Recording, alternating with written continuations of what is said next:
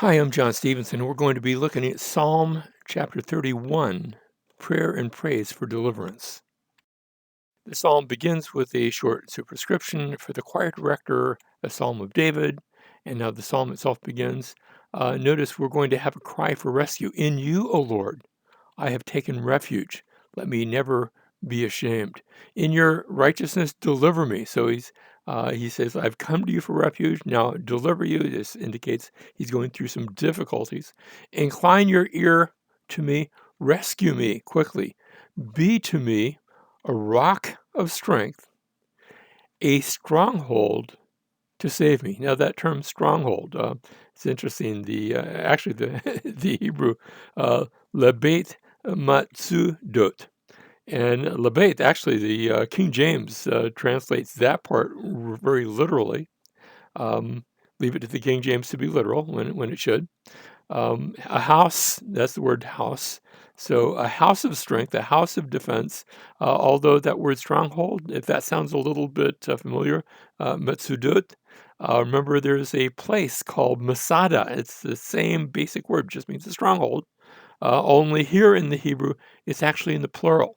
So think of, if it helps to think of this, Masada times, Masada multiplied, if that helps. Be that stronghold, that strong place, that house of defense, that house of strength to save me. Verse 3, for you are my rock. And notice he now turns to an expression of confidence. He's asked the Lord for help, and now he expresses that the Lord's able to give help. For you are my rock and my fortress. Now, here again is that same Matsud. Actually, it's not plural here. It's Matsudati, my fortress.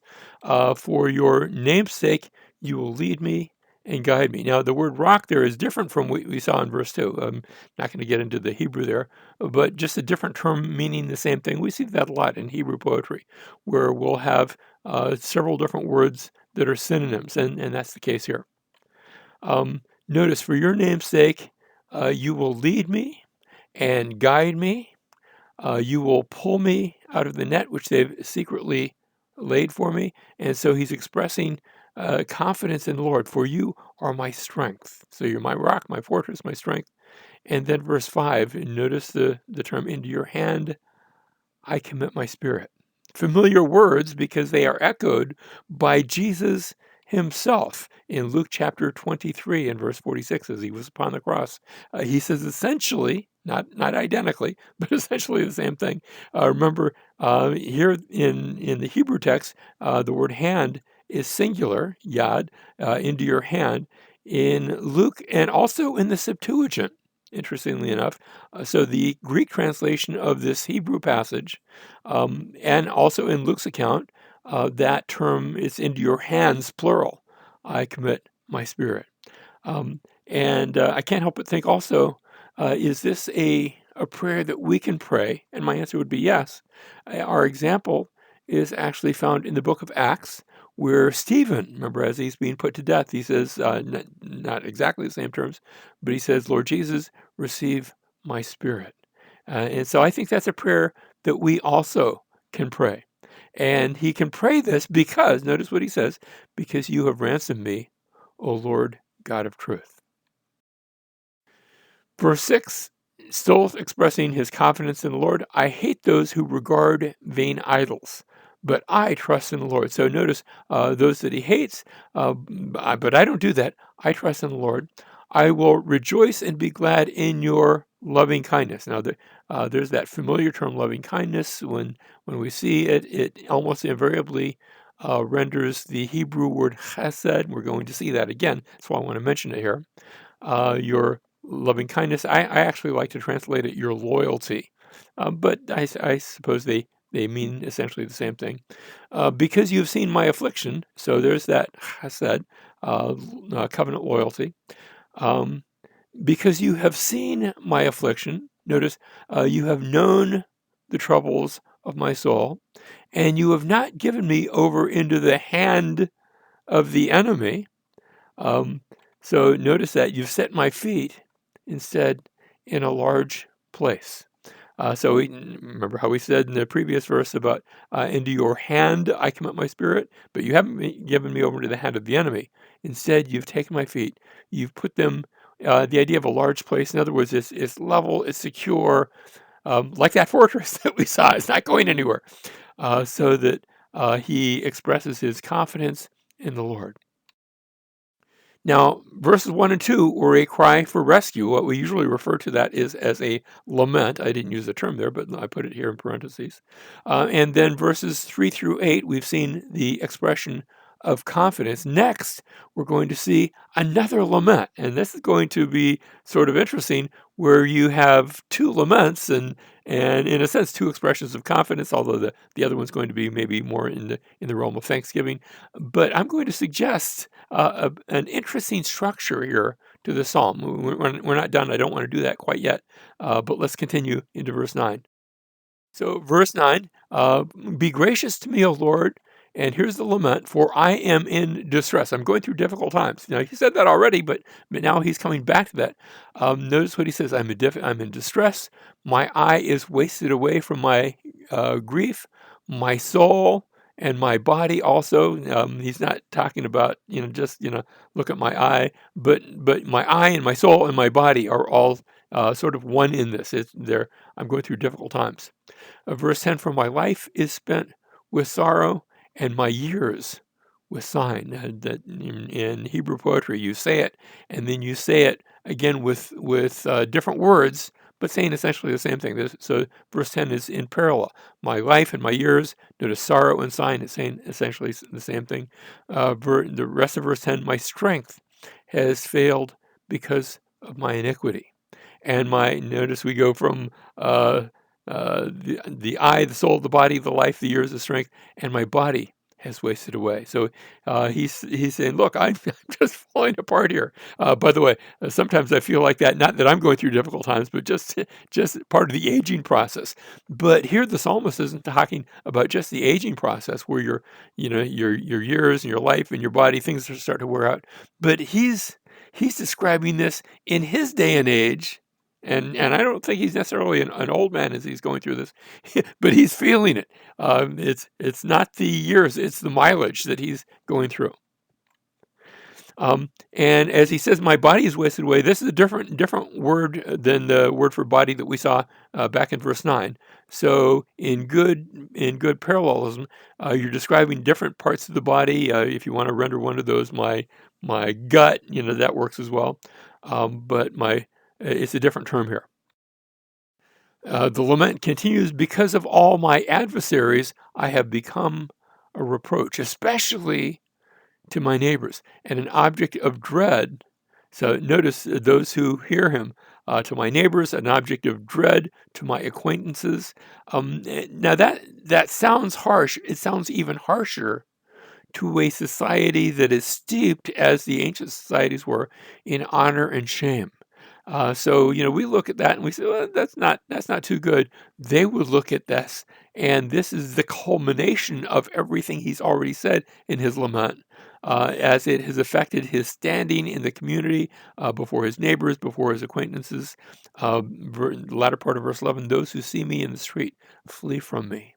So in an honor and shame society, this is the worst. Continuing the lament, I'm forgotten as a dead man out of mind. Now we've got some translational issues here. As a dead man out of mind, the Hebrew here, kamet, that's as the dead, and then melev. Lev is actually the word for heart, but let's notice that mot first. That's the word for death. So as a dead man, or as a dead one, we would say. The word man isn't actually there. And then lev, as I said, here we've translated it mind, but actually we usually render that heart. And so the New Jerusalem Bible tries to go literal here and says, "I have no more place in their hearts than a corpse." Notice, and they actually got it right, not only in the word for hearts, but even it's actually plural. So that works as well. No place in their hearts than a corpse. The NIV trying to capture not the actual words, but the idea behind this, and I think they've done a good job. I am forgotten as though I were dead. I think that is the idea behind it. And notice the New American Standard tried to render it somewhat the same way. If they had put heart instead of mind, that probably wouldn't have been understood, because remember, in the ancient world, they thought with their heart as, mind, heart, that was all part of the same thing. Sometimes we differentiate those things in English, but in the Hebrew text, they did not. Or the New English translation, I am forgotten like a dead man no one thinks about. And again, all of those capture the same idea. We continue into verse 13. For I have heard the slander of many. Terror is on every side. While they took counsel together against me, they schemed to take away my life. And so notice the slander that's taking place. They took counsel, they schemed, and these are those who were set against him. Now you say, wait a minute, we were talking about his friends and acquaintances. Well, sometimes your friends and acquaintances, those are the very ones that turn against you, those that you thought were on your side. And now they are against you. I'm not saying that's necessarily the case, but it could well be understood. All right, so verses 1 and 2, we saw the cry for rescue. We also call that a lament. Verses 3 through 8, we had the expression of confidence. Now another lament, not necessarily a different situation, but again, we saw a lament in verses 9 through 13.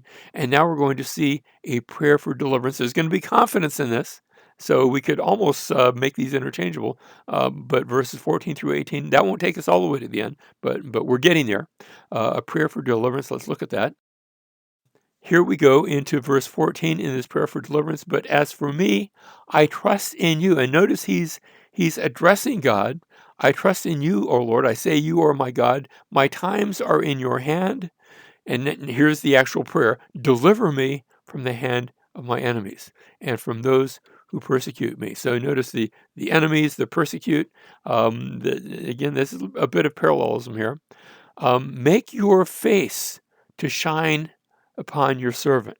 Now those are familiar words, actually familiar words, not from the New Testament, but all the way back to the Torah. Remember how Numbers chapter 6 has that ironic benediction, may the Lord bless you and keep you and make his face to shine upon you. Numbers chapter 6, verse 25. So there's the term, make his face shine upon you. It's the same wording here. Notice that term to shine in both places. Actually, the Hebrew there is, in both cases, it's the hiphil stem of the Hebrew word or, which is just light. So make your face to give light. That's what the word shine means, so that works. But or is the same word that you saw back in Genesis chapter 1, where God says, let there be or, let there be light. And so these ideas are all tied together. And then notice, deliver me in verse 15, here in verse 16, save me in your loving kindness. Remember, I had that term chesed, and now we come to verse 17. Let me not be put to shame, O Lord, for I call upon you. And so notice the double reference to shame here. Let the wicked be put to shame. Let them be silent in Sheol. And so there's a problem with those that are against him. Notice they're classified here as the wicked, not because they're against him, but because that's just the way they are. He's following the Lord. They are not. And so he asks that let me not be put to shame, but let them put to shame. Let them be silent in Sheol. And then he goes on, let the lying lips be mute. And notice how he had called them to be silent in Sheol, so let them be mute. That's saying the same thing. Which speak arrogantly against the righteous with pride and contempt. So we had in verses 14 through 18 the prayer for deliverance, and now we are going to see verses 19 through 22, praise to God, and that will be followed at the end. The last two verses are going to be sort of a closing exhortation. Now, I said that these two sections of the psalm are almost in parallel, so that there's a sense in which we have a first prayer in verses 1 through 8, where there's a lament, and then he calls for God to deliver, and then an expression of confidence, and then you have sort of the same thing. It's extended. It's a little bit bigger. But the second prayer now, beginning in verses 9 through 13, another lament, a prayer for deliverance. Yes, there's confidence in that, as seen by it's going to move now into, that's where we're going next in verse 19. Praise to God, verse 19 through 22, and then there will be a closing exhortation. So there's a sense in which this psalm is actually in two parts. We could almost think of it as two psalms that are joined together, but both in the Hebrew and in the Greek text, they're joined as one. So we can take it as part A and part B, and that works. So we come now to verse 19. We move to that praise section. How great is your goodness, which you have stored up for those who fear you. Now that term you've stored up, asher tzefanta, and you can render it to store up, to hide, works. It's actually the same term. You have a prophet later on called Zephaniah, or they would say Zephaniah, and it's not with a Z in Hebrew, it's with like a TS sound. And that same word is used here. Zephaniah just means hidden, I guess you could say stored up by the Lord, by the Lord. But what you have stored up, and the reason I mention it is because the term's going to be repeated in the next verse, so I want you to catch it there. But how great is your goodness, which you have stored up for those who fear you. Notice those who fear you, which you have wrought for those who take refuge in you. Those are two different terms describing the same idea. They take refuge in you before the sons of men. You hide them, but that's not our term. You hide them in the secret places of your presence. That word presence, panaim, actually before your face. I like the idea where you're hidden in God's face, as it were, or in the place where His face is manifested. You hide them in the secret place of your presence from the conspiracies of man. And here's that second use of the same term: you keep them secretly, sephenem. And that's it. Now I know it doesn't sound like the same term, but notice the root, sephan, back where you have stored up or hidden. And here, that same root is given. You keep them secretly. I think you could render it. You hide them. You store them up. Either one. Yeah, they all work. But just notice it's the same term. You hide them or keep them or store them up in a shelter from the strife of tongues. That is, people may be trying to talk about you, but God has you in His own protected place. Where is His protected place? In His presence. And so we continue with the praise. Blessed be the Lord, for He has made marvelous. And notice, God is the one being described here. He has made marvelous His loving kindness, His chesed to me in a besieged city. As for me, I said in my alarm, I'm cut off from before your eyes. Notice, now He's speaking to the Lord. I'm cut off from before your eyes. Nevertheless, you heard the voice of my supplications when I cried to you. And finally, we come to verse 23. These are the closing exhortation, where he has prayed to God, but now he's turning to the readers, to you and to me. And he's saying, here's the things that we should learn from having heard this prayer. We were allowed to sort of go with David into his prayer closet, into his place of prayer, into the very presence of God as he was addressing the Lord. And here's what we should learn. Oh, love the Lord, all you his, and notice what he calls us, his godly ones. Although here, the Hebrew term is hesedah. The Hesedan, that is his remember the word Hesed, his those who express that loving kindness, or I like to render that, remember, his loyal ones. But it's the same term that's used there.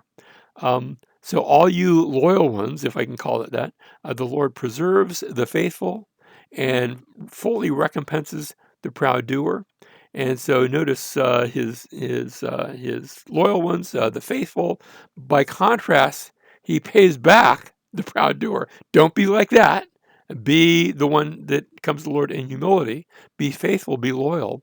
Verse 24, be strong and let your heart take courage, all you who hope in the Lord. If you hope in the Lord, you can take courage.